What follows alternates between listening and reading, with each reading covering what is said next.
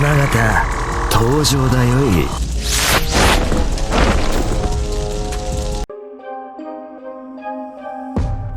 Selamat pagi Mina, bagaimana kabar kalian semua? Semoga selalu baik-baik saja dan selalu dilimpahkan rezekinya.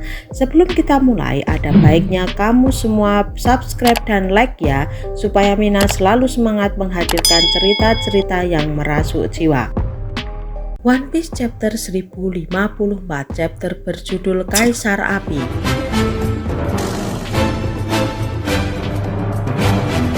Tentunya judul kali ini merujuk kepada sosok orang nomor 2 di pasukan revolusi. Dia adalah Sabo. Kita akan mengetahui kabarnya saat bentrok di Reverie. Di dalam chapter kali ini kita mendapatkan color spread yang menarik, di mana memperlihatkan 4 kaisar laut atau biasa disebut dengan Yonko. Color spread ini tentunya sudah update dengan merilis 4 Yonko terbaru, di mana pada chapter lalu Yonko tersebut baru diperkenalkan. Yahoo Mina, lanjut kita masuk ke pembahasan chapter 1054. Tanpa ghosting lagi, siapkan kopimu, mari kita arungi. Chapter dimulai dari ibu kota bunga. Di sini Kinemon melihat ada orang asing yang sedang mendekati ibu kota bunga. Sontak Kinemon mengajak para Akazaya untuk ikut bersamanya dan menyampaikan supaya Luffy dan kawan-kawannya tidak mengetahui soal ini. Lantas para Akazaya pergi untuk mengatasinya. Yahoo! Ternyata orang asing tersebut adalah Admiral Ryokugyu yang mencoba mendekat ke ibu kota bunga. Dia terus berjalan sambil ngomong sendiri. Ryokugyu berkata, sekalipun menginginkannya, yang namanya kekuasaan adalah kekuatan yang sulit diperoleh. Sementara itu, ujuk-ujuk Raizo, Shinobu, Ino, Arashi, Denjiro, Neko, dan Kawamatsu menghadang Ryokugyu di tengah perjalanan menuju ibu kota. Bukan untuk demo, tapi untuk bikin rusuh. Sama aja kali ya, hehehe.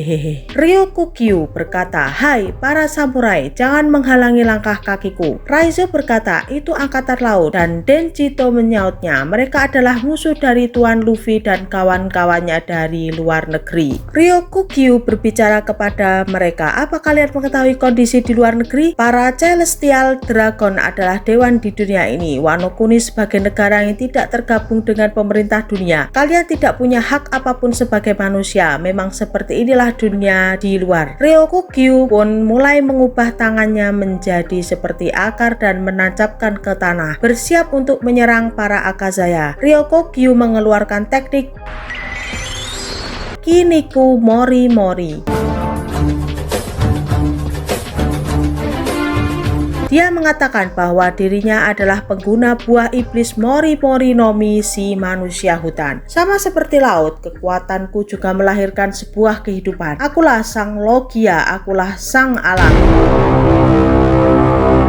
Kemudian Ryokugyu mengatakan, di sini aku akan memberi kalian sebuah pelajaran penting. Saatnya kalian menerima sebuah kenyataan. Umat manusia bisa selamat sejauh ini itu karena berkat hierarki. Negeri terisolir seperti ini harus sekali-kali diberi pelajaran. Aturan seperti itulah yang menjadi dasar kelangsungan hidup. Karena diskriminasi itulah yang melahirkan sebuah kestabilan di dunia. Terlihat Ryokugyu sudah berubah ke wujud pohon raksasa dan mencoba menyerang para Akazaya dengan ranting dan akarnya. Para Akazaya pun menangkis serangan ini saat dia terus mengeluarkan ocehannya. Coba hentikan aku. Meski aku harus membunuh ribuan orang di sini sekalipun di negeri ini, aku tidak akan pernah kena jatuhan hukum. Aku adalah orang yang kebal hukum seperti di negeri Wakanda. Meskipun seperti itu cara untuk menangkap si topi jerami. Ujuk-ujuk Yamete datang dan menyerang kepala pohon Ryokugyu menggunakan kanebonya. Yamete berteriak, semua ocehan yang keluar dari mulutmu itu tak akan pernah kumaafkan. Karena serangan mendadak dari Yamete ini membuat kepala Ryokugyu delosor ke tanah. Dia pun merasa migrain dan kesakitan. Yamato pun berbicara, orang-orang di sini sudah mengalami 20 tahun masa penjajahan dan mereka akhirnya bisa merdeka. Mana mungkin aku bisa membiarkan orang sepertimu mengacau di tempat ini. Ryokugyu sontak terkejut dan berkata, aduh, siapa kau ini? Aku adalah Yamete, anak dari Kaido.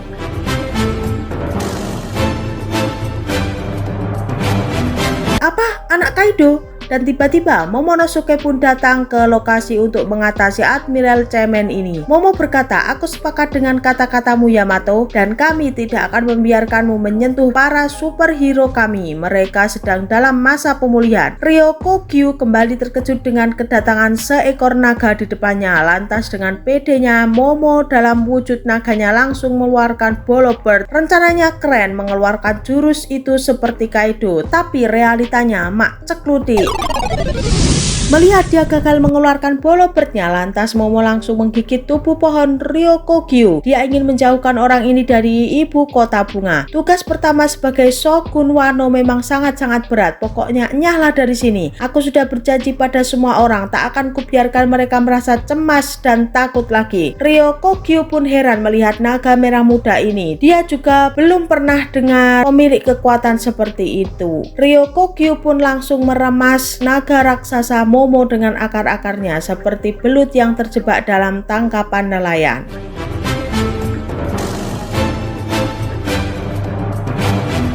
Kemudian panel berpindah ke perairan negeri Wano. Terlihat di sana ada kapal milik bajak laut Akagami no Shanks.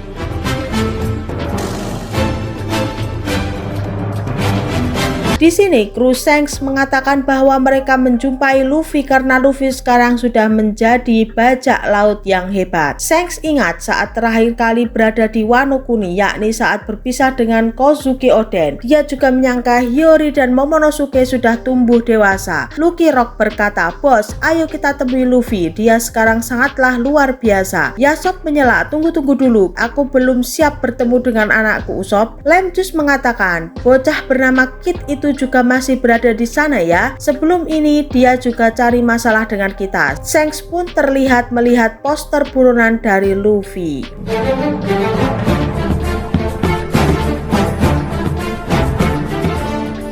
Kilas balik kecil pun dimulai. Kapal dari bajak laut Akagami sedang mengejar satu kapal dari angkatan laut. Ben Beckman berkata, "Sepertinya CP9 ada di kapal ini. Menyusahkan saja." Shanks menyaut, "Abaikan saja, ayo kita serbu." Wuswu muda pun kaget. "Apa yang kalian inginkan? Kami tidak membawa harta berharga apapun. Yang kami bawa hanya satu buah iblis, buah yang mengubah orang menjadi karet." Kemudian Shanks melihat masa lalunya dengan Luffy di desa Fusa. Momen ini adalah di mana Shanks mengorbankan satu lengannya untuk melindungi Luffy dari serangan monster laut. Dan kembali ke masa sekarang, Shanks pun meraih lengannya yang telah hilang. Para kru yang baru dari Akagami terkejut bahwa para komandan Shanks mengenal sosok Luffy si topi jerami. Mereka mendengar rumor Luffy bak seperti monster monyet yang sangat menakutkan. Nah, di sini Shanks pun mengatakan pada krunya, "Aku tidak akan menemui Luffy." Sontak perkataan Shanks itu membuat para krunya kaget. Shanks meneruskan, "Kau ingat apa yang baru terjadi di wilayah kita kan?" Cap menjawabnya,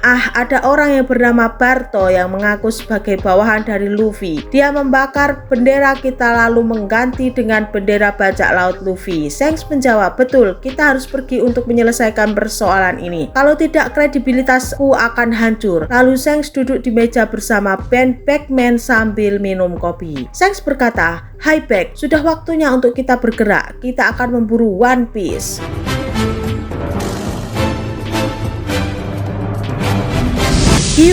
Sekarang kita pindah dunia baru, markas Angkatan Laut. Sebuah pertemuan sedang terjadi di markas besar Angkatan Laut ini. Terlihat Kurouma mengatakan, "Akainu, kita tidak boleh membiarkan pasukan revolusi berbuat seenaknya seperti ini." Akainu menjawabnya, "Aku tahu, tapi aku sudah tidak ada lagi prajurit yang bisa dikerahkan lagi." Yang mereka panggil dengan julukan Kaisar Api Sabu, dia menjadi idola besar di seluruh dunia. Dari sekian perwakilan referee yang terbunuh dalam keturunan dari salah satu 20 pendiri 800 tahun silam, dia adalah Nefertari Cobra. Kematiannya pasti menjadi makna yang besar bagi pasukan revolusi. Kita pun melihat koran yang berjudul "Sabo membunuh Nefertari Cobra, Raja Arabasta." Lalu Kurouma menceritakan apa yang terjadi di tanah Marijoa saat pertemuan referee berlangsung beberapa jam sebelumnya di negeri para dewa yang merupakan tempat tinggal Tenryubito. Pasukan revolusi telah menghancurkan simbol kebanggaan para Tenryubito. Itu merupakan pernyataan perang kepada mereka. Mungkin pasukan angkatan laut di bawah pimpinan Ryokugyu dan Fujitora telah dikirim untuk menghadapi mereka. Pada akhirnya mereka berhasil membebaskan Kuma yang diperbudak oleh Tenryubito dan kemudian mereka melarikan diri. Para admiral pun sangat kesulitan jika harus melakukan pertempuran di tanah para dewa itu. Akainu pun menyela, tidak usah membuat banyak alasan. Bagaimana dengan kasus hilangnya Putri Vivi? Itu terjadi bersamaan bersama kasus terbunuhnya Raja Cobra. Saat ini kasus itu dan keterkaitan di antara keduanya sedang dalam penyelidikan. Akainu kembali berkata, hal itu pasti membuat situasi di Arabasta menjadi sangat kacau. Kuroma meneruskan, kapal rombongan dari Arabasta pun masih ada di Red Pot. Sepertinya sulit bagi mereka untuk kembali ke Arabasta dengan kondisi seperti ini. Kizaru menyautnya, ngomong-ngomong, apa kasus percobaan pembunuhan pada Saint Carlo sudah bisa dianggap selesai? Kuromo menjawab, terkait tindakan dari M. Josgard yang telah meloloskan para pelaku, hal itu sudah diselidiki di negeri para dewa, tetapi kemudian para Holy Knight ikut campur dan membuat penyelidikan menjadi sangat rumit. Akainu pun membalas, serahkanlah saja urusan itu kepada mereka. Kuroma meneruskan, pada akhirnya kurasa Sabo yang ada di balik semua kasus ini. Di saat seluruh dunia diselimuti dengan antusiasme yang tinggi, 8 negara revolusi telah mengincar momen saat raja akan pulang ke negaranya tempo hari. Untuk menyulut benih pemberontakan di seluruh dunia, kini para warga di dunia memujanya, seolah-olah dia adalah sosok seperti dewa yang mulia, kaisar api. Tingkat populernya saat ini telah menyaingi pengaruh yang dimiliki oleh Dragon, sang pemimpin pasukan revolusi. Kizaru menyela, ditambah lagi Luffy si topi jerami yang merupakan adiknya telah menjadi seorang Yonko. Di dunia bajak laut pun adik sang kaisar Apu telah menghancurkan tatanan dunia lama. Saat ini dunia sedang dalam mode zaman perubahan. Dan di akhir chapter terlihat Akainu yang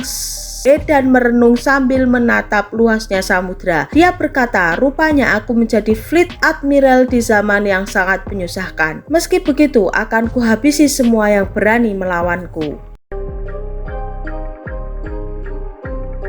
Oke, sampai di sini dulu ya Mina storytellingnya. Apabila ada sedikit noise atau kata-kata yang kurang berkenan, mohon dimaklumi dan dimaafkan.